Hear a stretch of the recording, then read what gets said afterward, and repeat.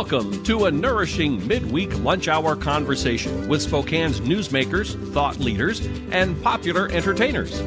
Spokane Talks Live is brought to you by our friends at Homes for You and Breakthrough Incorporated. Welcome to Spokane Talks Live.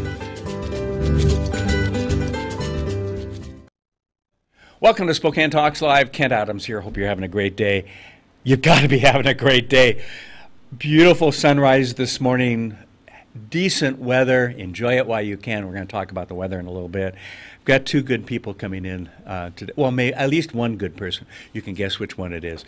Chris Cargill from the Washington Policy Center, and he's an STO contributor. We're going to have We're going to have Chris come in every so often and talk about what's going on. And this morning we're going to talk about the recently just completed Washington legislative session. So a lot going on there.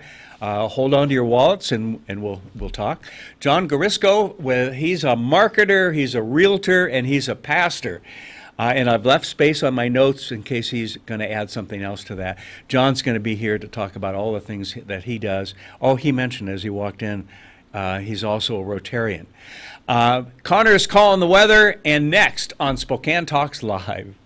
Hello Spokane, this is Connor from Spokane Talks Online with your 5-day weather forecast.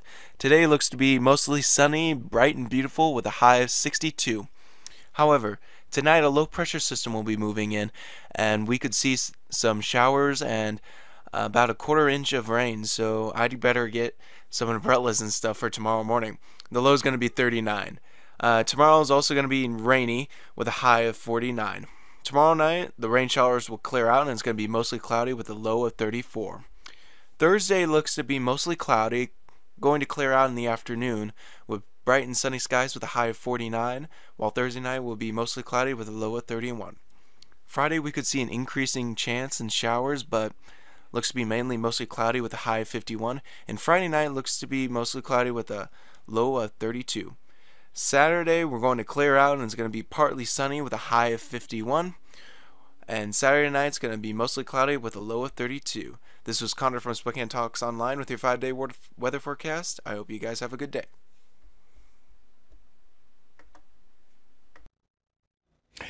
Chris Cargill, the man about town, the man who knows what's going on in the state legislature. Sometimes we might know too much, and it's going to hurt us in the pocketbook, right? What was it, last week? They just finished the session. Was that on time? It was, for the first time in quite a while. I was going to say, tell me when. It's been a decade or more, probably. Yeah, I think there was one session in the past decade that finished on time, but quite a few of them over the past decade or so have gone into overtime. Yeah. Several overtime. I was going to say several, not just one, but several, which bugs the heck out of me, and I think bugs a lot of folks that watch, too. Yeah, well, it costs people extra money as well. Yeah, well, what's money? It's government. Am I being cynical? Yes.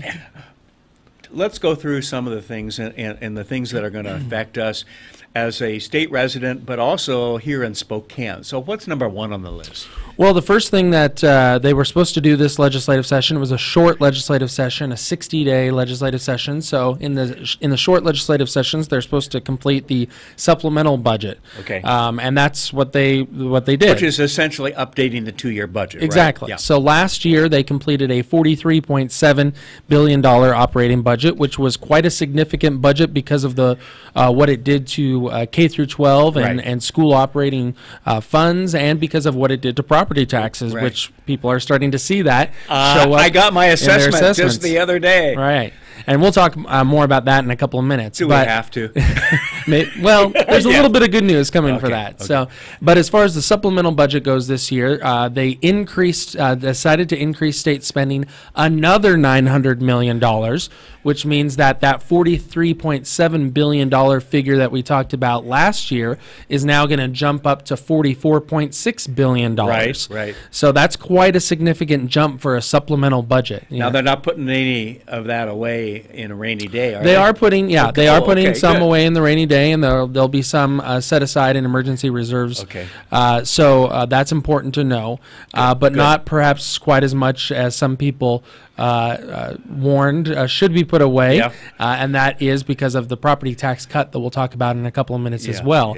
But as far as the overall budget goes, a $44.6 billion operating budget. That's like almost a lot of money. That is quite a significant jump when you just look at where we were, let's say 10 years ago. Yes. A huge jump.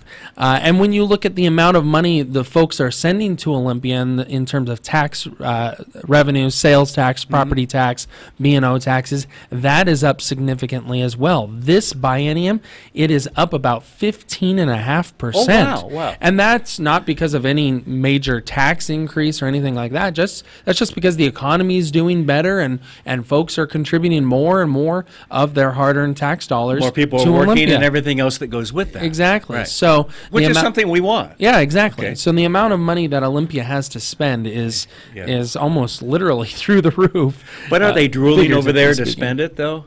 They are, and there's not a thing that they won't look to spend it on, and they're also looking at different kinds of tax increases as well. But as far as the things they were looking at this legislative session and what they approved in the supplemental budget, there are really no tax increases whatsoever. Good. So no carbon tax, Okay. no capital gains income tax, which by the way is illegal. I was going to say that's not going to last a court battle, is it? Right, and no sugar tax, which was another one that they were looking at. Okay. Quite a few things accomplished as far as getting out on time. Those three things, those big taxes that we were talking about, were defeated. So those are accomplishments for the people of the state, not having to deal with those tax increases. And we had a Hearst decision. That's right. Early in the game. That's didn't right. We? The Hearst decision, which was really important to homeowners that have properties and businesses and others that want to develop property. That's exactly right. That land is essentially worthless if they can't access water on it.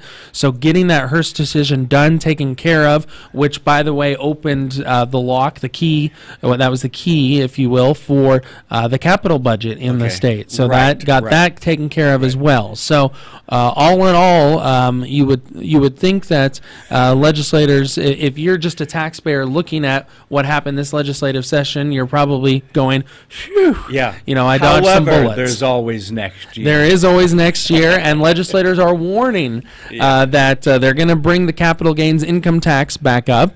And as far as the carbon tax goes... the capital gains, do they not understand it's going to be found unconstitutional by our state constitution? Well, I think they're hoping to set up a Supreme Court battle or a court battle all the way to the state Which is more Supreme Court. cost involved for taxpayers as well. Because there are some in Olympia who will stop at nothing to get an income tax on the books of some sort. One of the former legislators is running against Kathy McMorris Rogers, who wanted a state income tax, Lisa Brown. Yeah, I believe that's right, if I remember correctly. I can't remember exactly what her stance was on it. She but was pretty much by herself in promoting it. There are many legislators in Olympia who have said that they support an income tax of one kind or another. Now, the trick to the capital gains income tax is that they are trying to get past the legality issues by calling it an excise tax. Oh, okay. And saying it is not an income tax, it is an excise tax, and therefore would be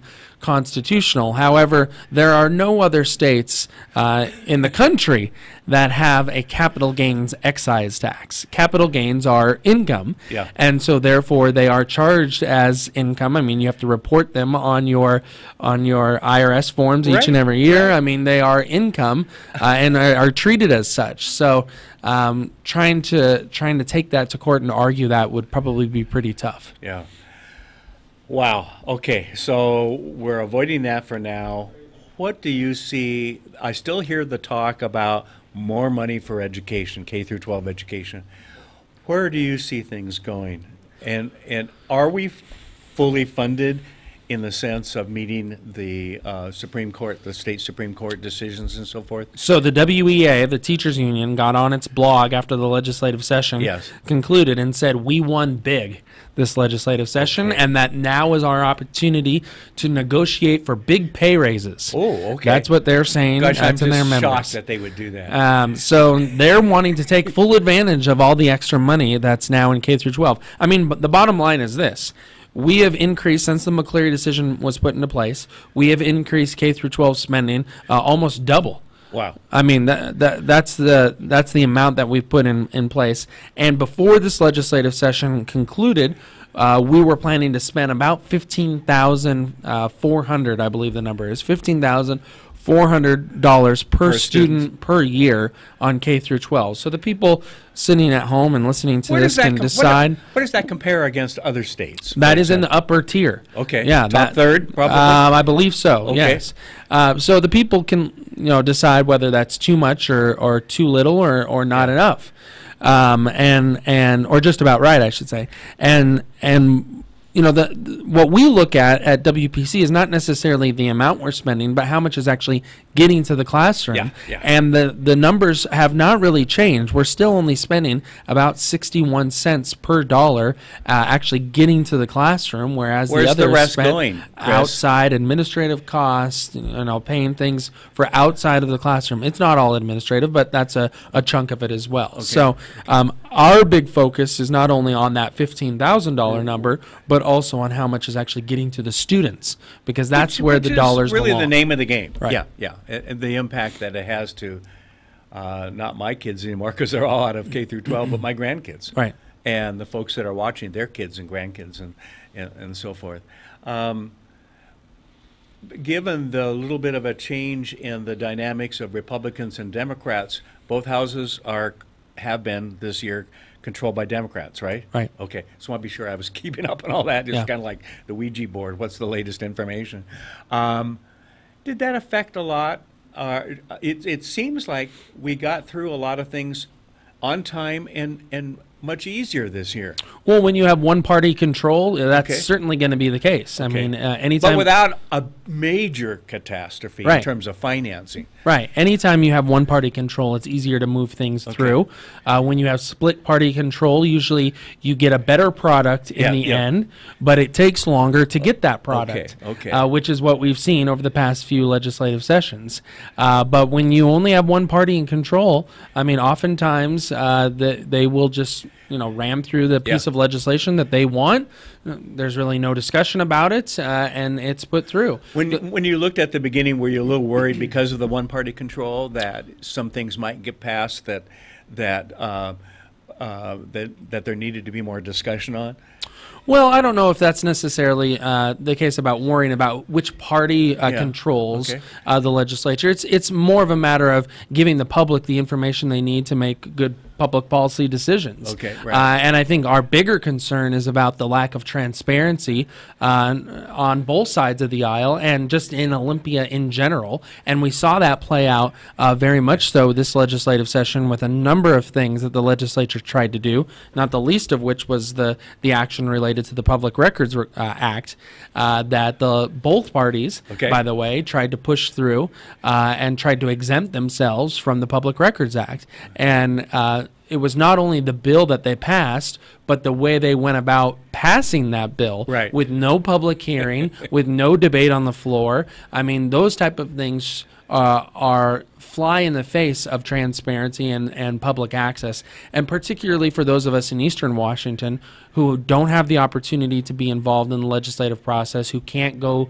down to Olympia within 20 minutes or 25 minutes to testify on a bill. Right. The budget is another perfect example of that. They released the final budget on Wednesday afternoon at about 5 o'clock and voted on it the next morning, I believe it was, at about 11 a.m. So you stayed up all night to read it? Well, I mean, it was 440 pages long. Yeah. So there's a very good chance that few legislators even had the chance to read through the whole budget before they actually voted on it. We're having some technical challenges. They hear us, but they're not seeing us completely. So well, that's probably all the better. I was thinking about me. But let's take a quick break, see if we can solve those problems, and we'll be right back. All right. For the Inland Northwest's most comprehensive sports report, think outside the porch with Spokesman.com. For just 99 cents for the first month, you'll enjoy unlimited digital access to the news and sports news that affect you most. From EWU to WSU, from Northwest Preps all the way to the Seahawks, we're the local authority that makes sports in the Inland Northwest different than the rest, better than the rest. On your phone, on your desktop, and on your tablet. Subscribe to the digital experience with Spokesman.com. See you tomorrow night, and thanks again for taking care of the painting. I got this. Bye.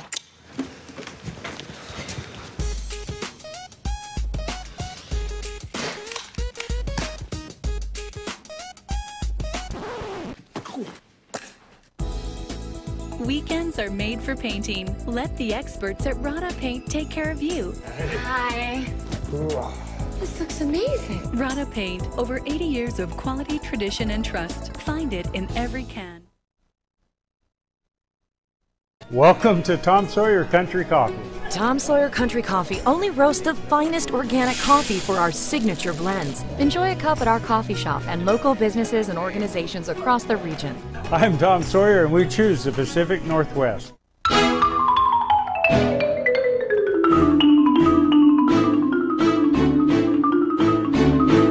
Last year alone, Avista customers saved over 53 million kilowatt hours of energy. Enough to power more than 4,000 homes for an entire year. Way to save, everyone. Way to save. Find your way to save at avistautilities.com. What? You haven't been to the library lately? Stop in today and see that the library is more than books. Spokane County Library District facilities feature on-site technology, including Wi-Fi, computers, and printers, as well as free use of meeting rooms. The Library District offers events and programs for all ages, from story times to career development and employer classes to Social Security workshops. Our staff is well trained and happy to help. Find out more about your library at scld.org.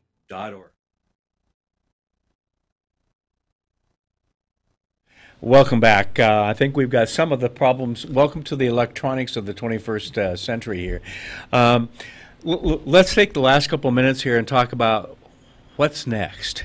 And where do we go from here? Well, one of the things, as we mentioned, that did not pass was the carbon tax. Okay. And the moment they announced that it did not pass, the folks who were in favor of it are getting ready for an initiative, announced an initiative drive. Okay. So we're going to probably see that on the ballot this fall. Okay. And depending on which side of this debate that you're on, from our point of view, the unfortunate part about this is that the initiative, from the language that we've looked at, will actually end up costing Washington families even more than the legislation would have. The legislation... Didn't I see several $100s per family? At least. Wow. The legislation would have costed Washington families, particularly in eastern Washington, about $530 per year. The initiative looks like it will cost families about $750 per year. Okay. So the on top of increased property tax and all, which I want to come back to. Go ahead and finish your thought there. So the carbon tax is going to be back in the form of a ballot measure. Now, as far as the property tax goes, everyone is seeing the property tax increases this year. You're getting that in your assessments. Yes. I got ours last week and almost fell off my chair because it was quite the increase. That is because of the property tax swap that happened last year. So you're seeing the state increase for everyone across the state this year. Is picking up more of the responsibility. And as that happens, some of the local taxing authority comes down. That will happen next year. Oh, okay. Yeah. So there's a good year this year for them, for everybody. So we will not see the reduction in the local property taxes until next year. And then one of the things that the legislature did pass this year is a reduction in the state property tax also next year. So we will see a one-time reduction in the state property tax go into place next year. As well. So you'll keep a playbook handy? I tried to figure out exactly where all these things are happening. But yeah, next year we will see a pretty good reduction in both local and state property taxes as a result. But this year we're going to have to just bite the bullet. Well, I noticed the property little card that we got the other day, and it went up to the next level of 1,000. Yeah. Okay, and I'm going, okay. Yeah. I remember this happening in California years and years ago and so forth. Well, and I think the unfortunate part is that people are getting that and saying, why in the world did this happen? Yeah. Well, if you would have listened to what the legislature was doing last year, you would know why it was happening. And things like the initiative on the carbon tax and so forth, I start to worry because a lot of folks who, and I'm generalizing, I realize, but I think I'm fairly right. A lot of people who will vote for that are probably people who feel that it's the other guy paying it. Yeah, you know what I mean? think that's right. People look at that and say, "Well, it's this easy won't to tax impact him me." or her, but not tax me. someone else, right? Yeah. It won't impact me. But the carbon tax in particular will impact everybody who uses energy in Washington State. I mean, and as far as I know, everyone uses energy in Washington State, whether you put energy into your car or whether you plug in your phone at night to charge it. Yes. Or, yes. I mean, whether you heat your home or your apartment, you use energy in Washington State, and as a result, you'll pay if that passes. Okay. Any last word?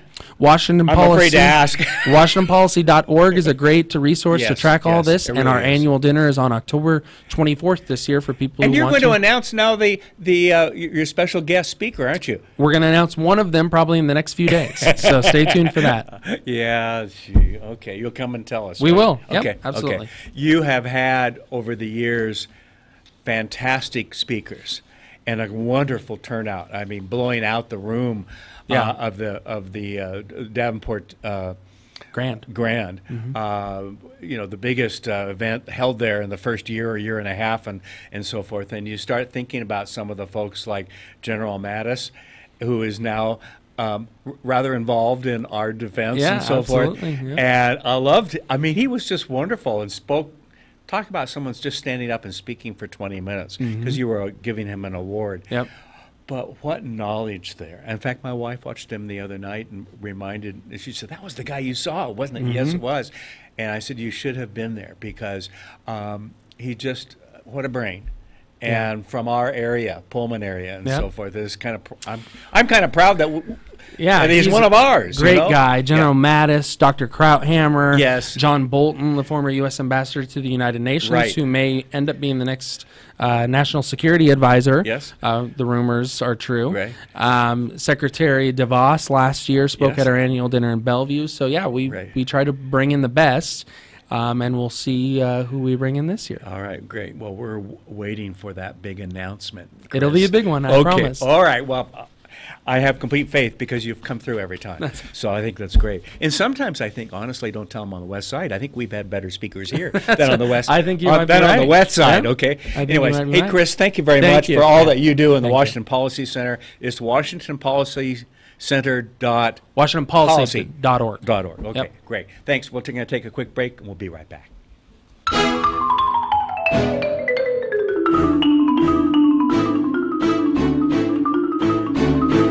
Last year alone, Avista customers saved over 53 million kilowatt hours of energy. Enough to power more than 4,000 homes for an entire year. Way to save, everyone. Way to save. Find your way to save at avistautilities.com. See you tomorrow night, and thanks again for taking care of the painting. I got this. Bye.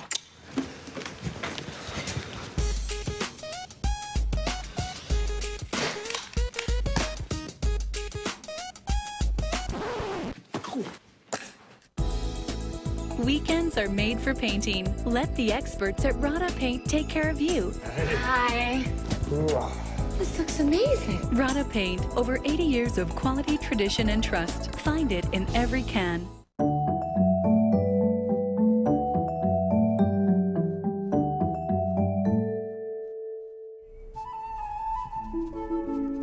To find the right home for you, you'll work with your realtor to compare the properties you're interested in, analyze the market, and figure out a reasonable offer price. And now, here you are, ready to make an offer. Yay, you!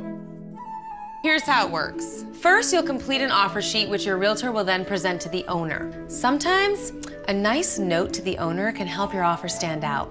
Butter them up. Tell them how much you love their garden, that it reminds you of gardening with your grandmother as a child. Do not mention you're gonna bulldoze it and put in a pool. The owner may accept the offer, reject it, or counter. It's important to be in close contact with your realtor during the negotiation process so any changes can be reviewed. Your realtor is like your consigliere, and that makes you the Don. Once your offer is finally accepted, There are usually some contingencies that must be met in order to keep the contract alive. Inspections are totally common in real estate transactions. They include termite checks, surveys to determine boundaries, appraisals to determine value for lenders, title reviews, and structural inspections. This stuff is mind-numbingly fascinating. But you know what's even more fascinating? Actually getting your new house.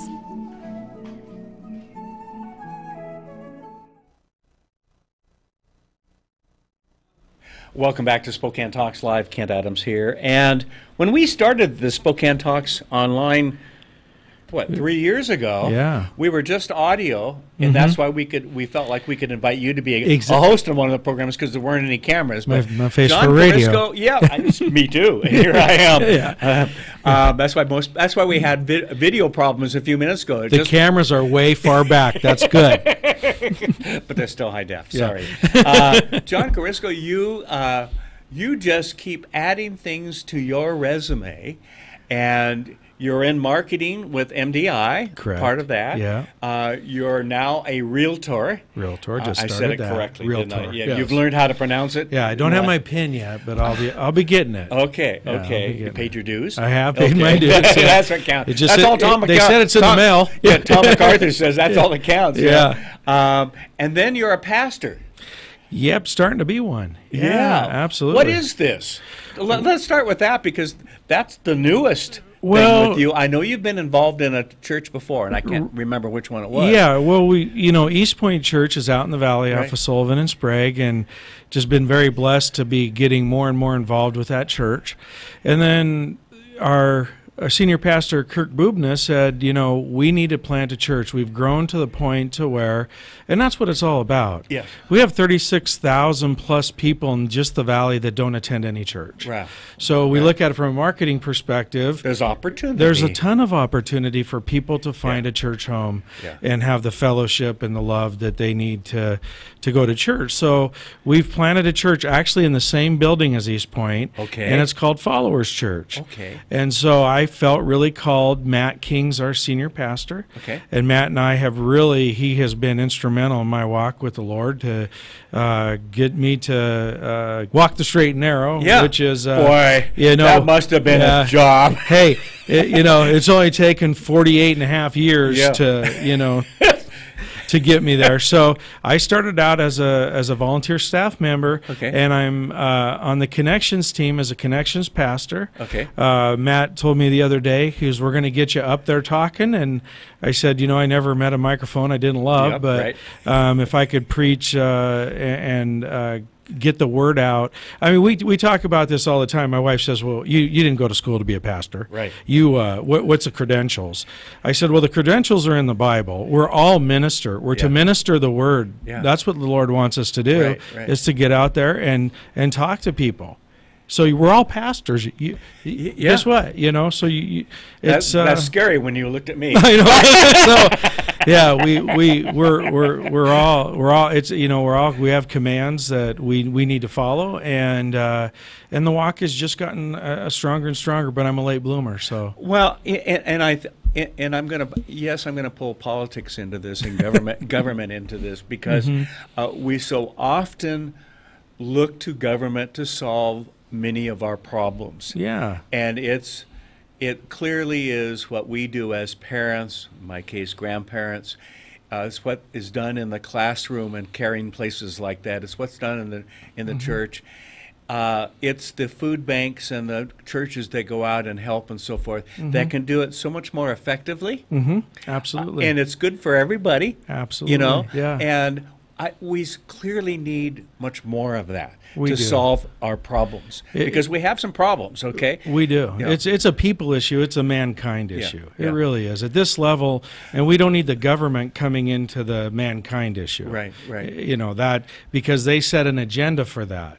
And the agenda is pretty simple. It's just love, honor, and Yeah. and just love on the neighbor, and we would all get along a lot better that way. Yes, yes, You know, and it's so- time for the churches to come back and step up and provide some leadership. too, Absolutely. isn't it? Yeah, it really is. I mean, there should be a movement to, when two or more are gathered in a place, we're Yeah. having church right here. Right, 'Cause this right. is church.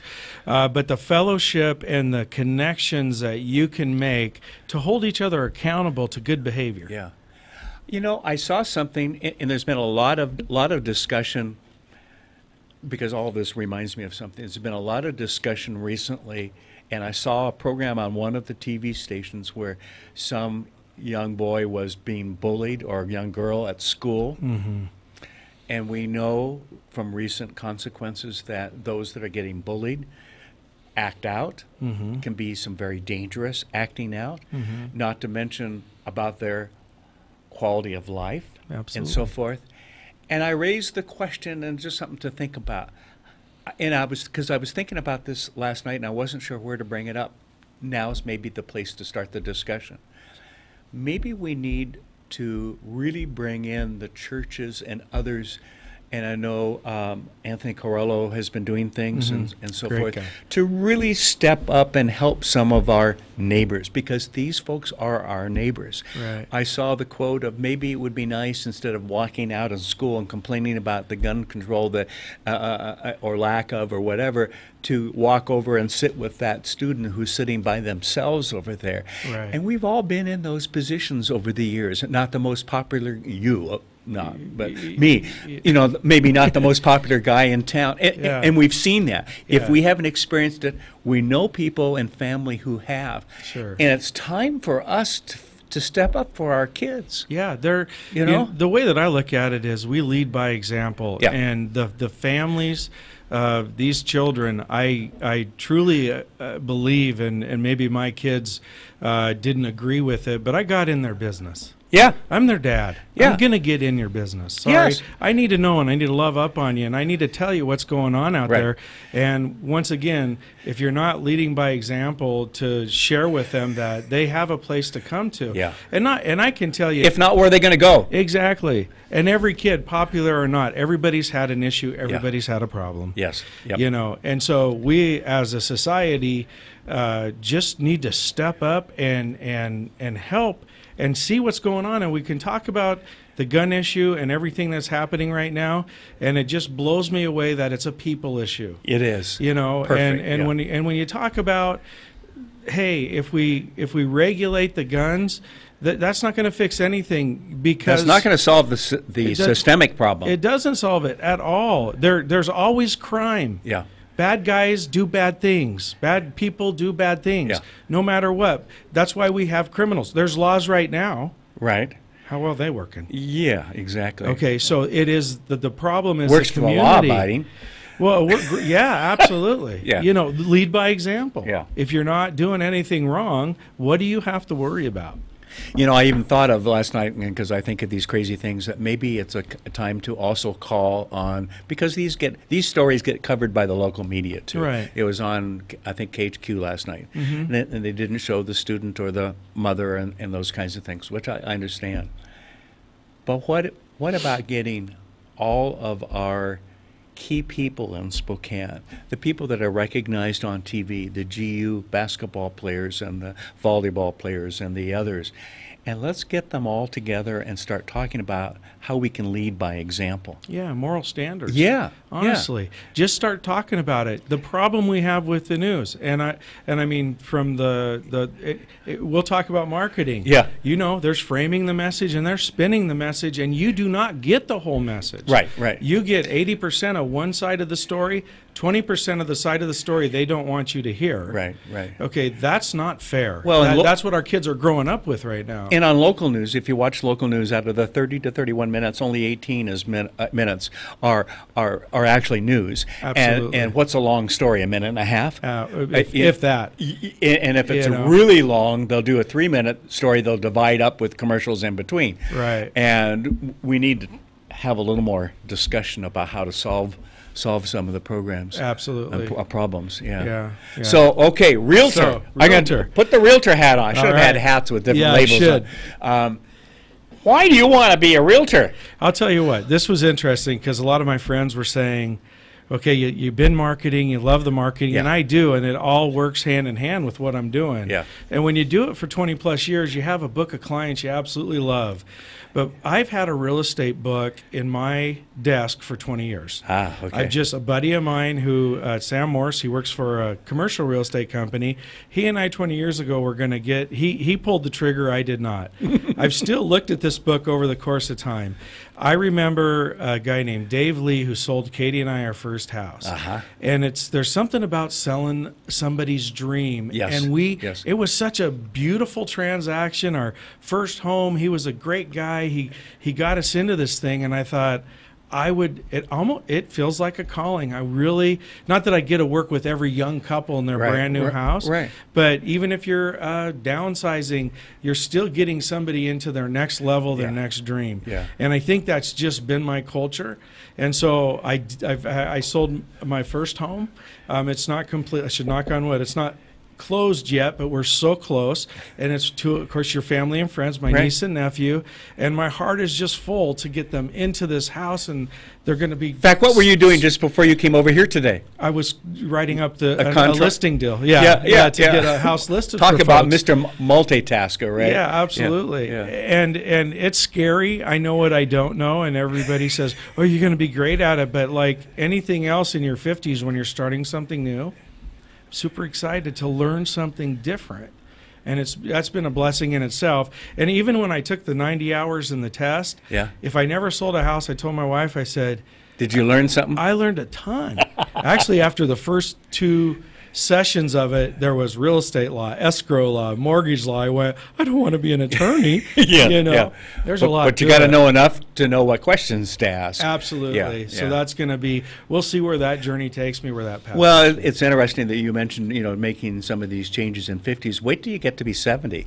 I get to do it again? Yeah. Well, start something completely different that no one else is doing. Yeah. Okay. Exactly. Yeah. You did great. So I expect to probably won't be around, but I expect you to do something in another 20 years. Okay. Or well, so. yeah. Okay.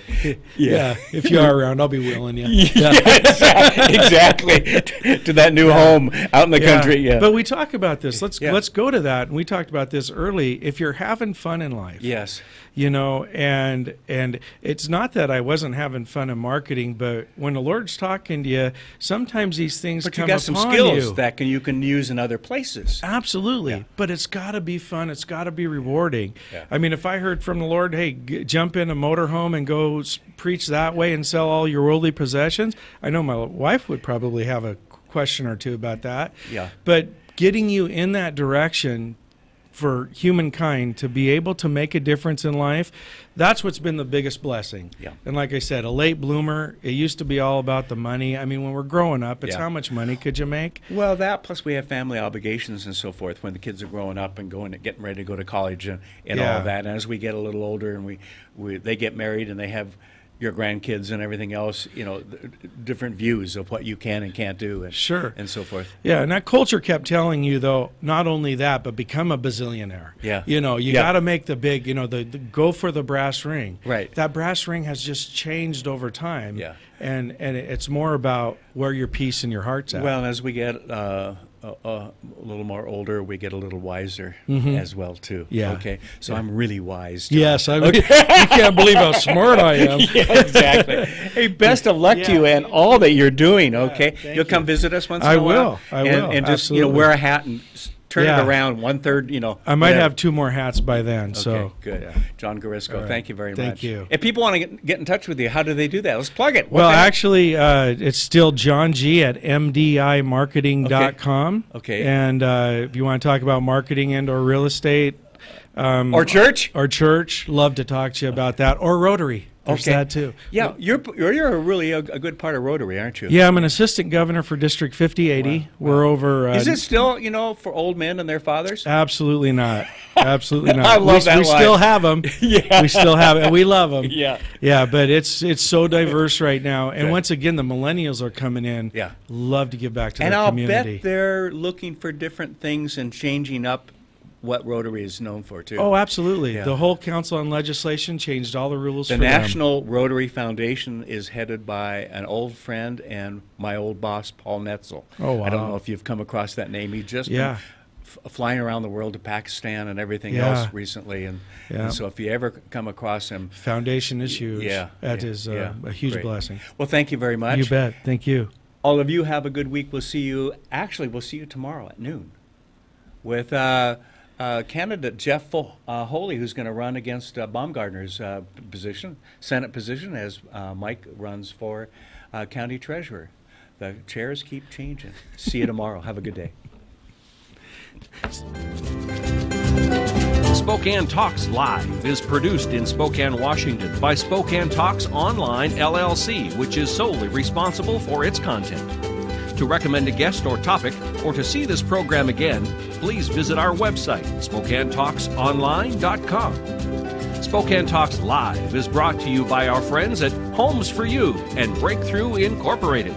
Join us next Wednesday, noon, for another nourishing conversation on Spokane Talks Live.